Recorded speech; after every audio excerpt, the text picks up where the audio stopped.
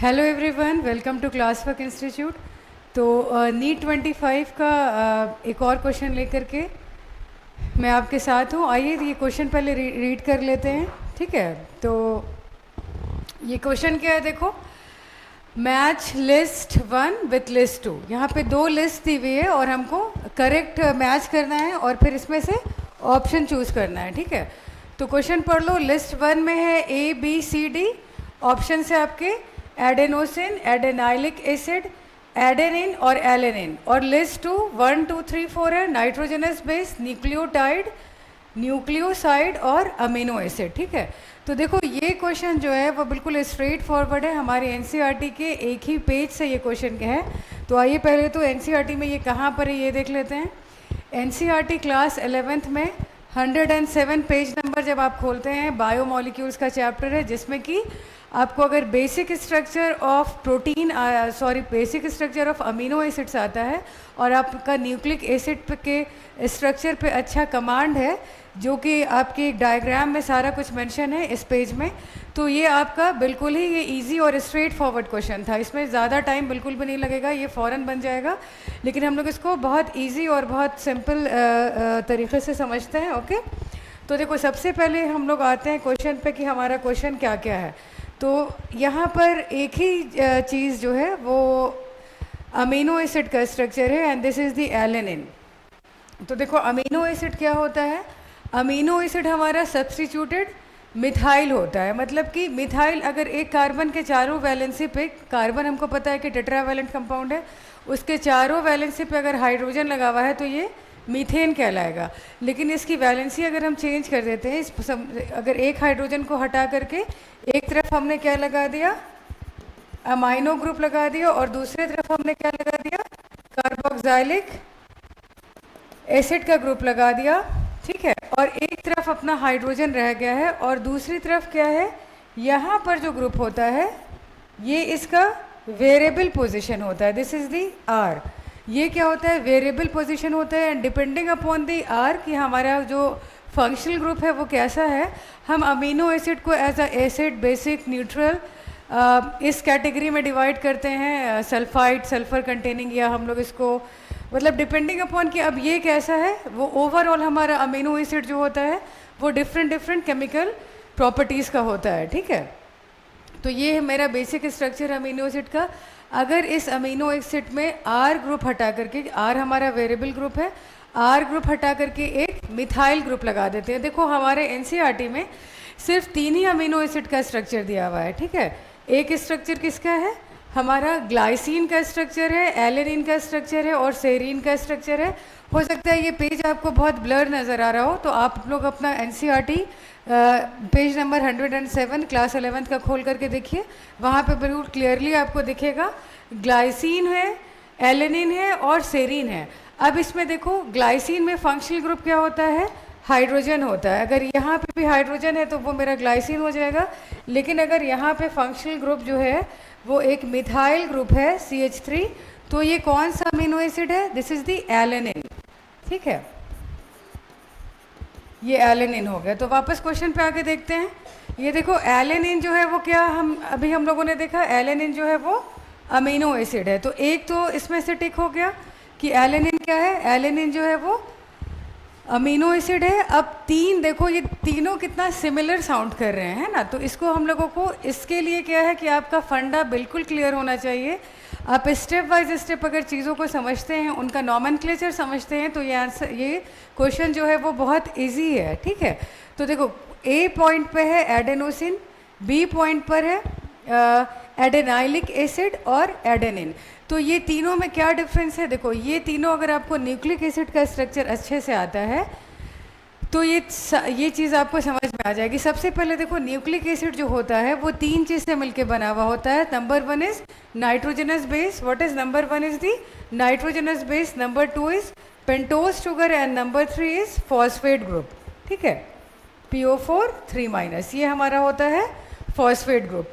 तो जब इन तीनों को कंबाइन कर देंगे तो जो स्ट्रक्चर आएगा उसको हम लोग क्या बोलते हैं, न्यूक्लियोटाइड। क्या बोलते हैं, न्यूक्लियोटाइड।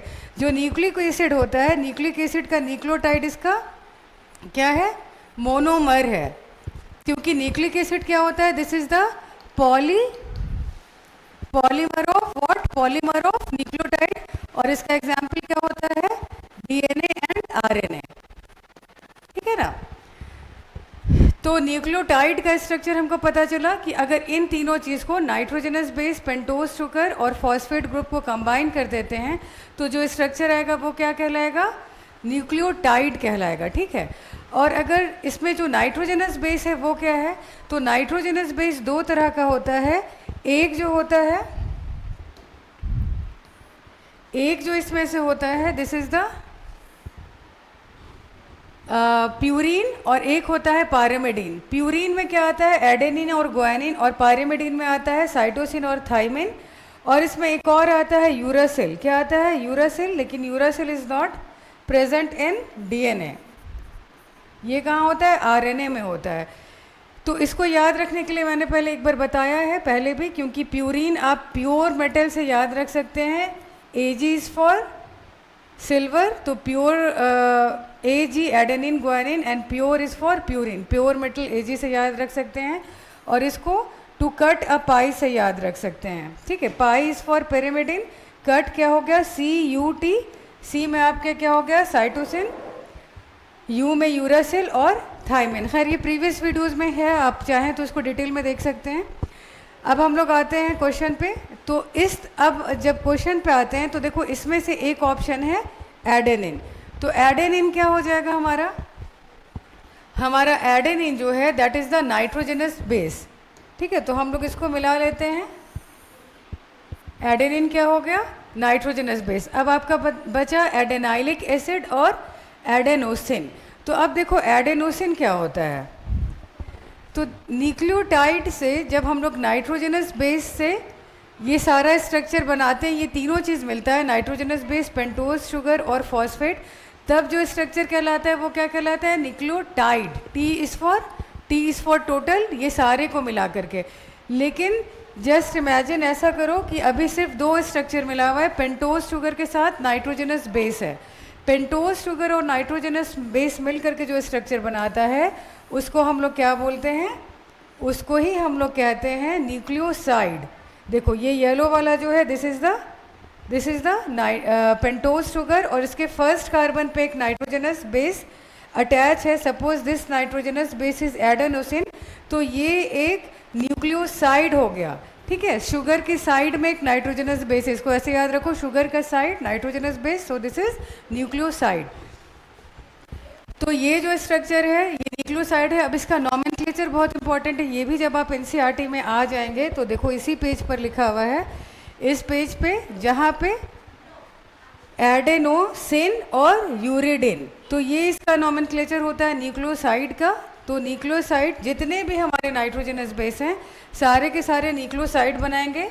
एडेनिन अगर लगता है पेंटोज शुगर के साथ तो ये कहलाएगा एडेनोसिन, ग्वानिन लगता है पेंटोज शुगर के साथ तो ग्वानोसिन, साइटोसिन लगता है पेंटोज शुगर के साथ तो साइटेडिन, वैसे ही थाइमिन लगता है तो थाइमेडिन। इस तरह से इसका नॉमेनक्लेचर है और ये बहुत इंपॉर्टेंट है, ठीक है। तो ये अब जब हम क्वेश्चन पे देखते हैं तो ये देखो, ये इसका आंसर क्या हो जाएगा, हमारा एडेनोसिन जो हो गया ये क्या हो गया, this is the nucleoside, this is the nucleoside. Adenosine क्या बन गया, न्यूक्लियोसाइड बन गया। अब एक ही बचा है, या तो अभी इसका स्ट्रक्चर हम लोग डिटेल में देख लेते हैं। एडेनाइलिक एसिड क्या है, एडेनाइलिक एसिड जो है वो हमारा क्या हो गया, न्यूक्लियोटाइड हो गया, एक ही ये बच रहा है। और इसका देखो जो न्यूक्लिक एसिड होता है ना उसी का मोनोमर है न्यूक्लियोटाइड्स, और इसी न्यूक्लियोटाइड को हम लोग क्या कह सकते हैं, एडेनाइलिक एसिड, क्योंकि ये किसका मोनोमर है, न्यूक्लिक एसिड का। और ये आपको एनसीईआरटी में ही मेंशन है, इसके कहीं और देखने की ज़रूरत नहीं है। ये देखो इसी का ये जो लास्ट फिगर है जिसका आपको जब इसमें से फॉस्फेट ग्रुप हटा देते हैं तो एडेनिन और शुगर मिल करके कहलाएगा एडेनोसिन। दो चीज़ मिलेगी, फॉस्फेट हटा करके शुगर और बेस तो हो जाएगा एडेनोसिन, और जब फॉस्फेट भी आकर के लग जाएगा तो ये हो गया एडेनाइलिक एसिड, जो कि हमारा क्या है, न्यूक्लियोटाइड है। दिस इज द न्यूक्लियोटाइड, है ना। और इसी का जो पॉलीमर है वो क्या कहलाता है, न्यूक्लिक एसिड कहलाता है, ठीक है। तो जब हम लोग वापस से इस क्वेश्चन पे आते हैं तो हमारा लास्ट ऑप्शन जो है वो भी कनेक्ट हो गया। अब हम लोग ऑप्शंस चेक कर लेते हैं कि क्या क्या ऑप्शन दिया हुआ है। तो देखो नंबर 1 एडेनोसिन का आंसर हमारा हो जाएगा एडेनोसिन का हो जाएगा न्यूक्लियोसाइड। तो 1 का 3 देखो किस में है 1 का 3, 1 का 3 1 में है, 1 का 3 3 एंड 4 में है, ठीक है, इन तीनों में है। उसके बाद 2 में हमारा क्या हो जाएगा 2 का 2, बी का 2 इसमें भी है और बी का 2 इसमें भी है। अब 1 या 4 में से हमारा आंसर आएगा।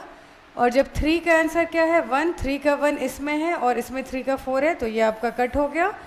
और 4 का डी, तो हमारा ऑप्शन नंबर 1 जो है वो करेक्ट है। तो आप में से जितने बच्चों ने इसका ऑप्शन नंबर 1 दिया था वो बिल्कुल ही करेक्ट है। तो और ये कैसे होगा ये सब हम लोगों ने स्टेप बाय स्टेप देखा है। तो नीट के किसी भी क्वेश्चन के लिए आपको चैप्टर का कंप्लीट जो उसका ग्रिप है, उस पर होल्ड है, वो होना चाहिए, ताकि इसी तरह के ट्रिकी क्वेश्चंस आते हैं जो कि इजी भी हैं। आपके एक ही पेज में ये सारा ऑप्शंस था, वो मैंने आपको दिखा दिया, लेकिन जो इसकी स्टडी है वो काफ़ी थॉरो होनी चाहिए कि इन छोटे छोटे चीज़ पे भी हमारा ध्यान जाए। नीट का क्वेश्चन ऐसे ही बीच बीच से कहीं से भी आ जाता है। तो एनसीईआरटी बहुत अच्छे से पढ़ें और फिर नीट के और क्वेश्चंस के साथ फिर मिलते हैं। Okay then, thank you.